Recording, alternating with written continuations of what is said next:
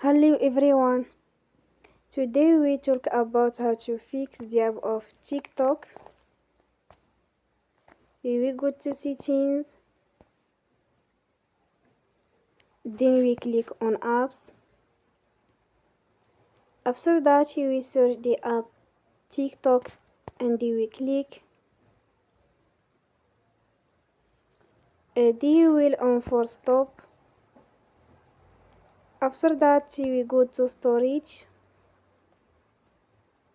And then we click on clear cache.